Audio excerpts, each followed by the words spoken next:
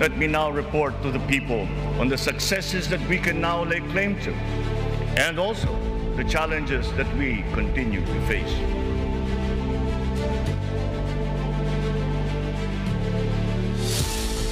Puspusan ang ating ginagawa upang pataasin ang produksyon ng ating ekonomiya.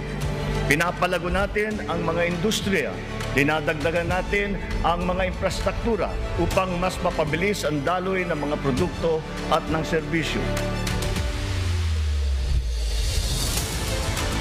Nakita natin ang pagbaba ng presyo ng bilihin sa iba't ibang mga sektor.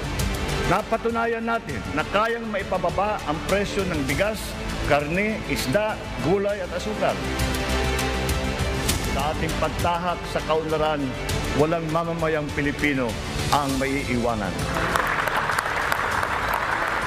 Nagsisimula pa lamang tayo. Ang pagbangon ng ating bayan ay magpapatuloy pa.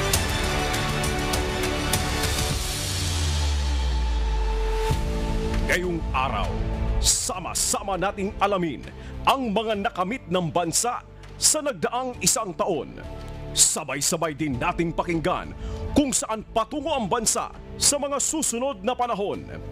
Ihahatid ng buong puwersa ng UNTV News and Rescue ang mga mahalagang pangyayari sa ikatlong pag-uulat sa bayan ni Pangulong Ferdinand Marcos Jr. Alas 2 ng hapon, dito lang sa nag-iisang public service channel ng bansa. I know that the state of the nation is sound and is improving. Dumating na po ang bagong Pilipinas.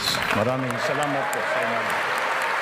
SONA 2024, Bagong Pilipinas, ang UNTV Special Coverage.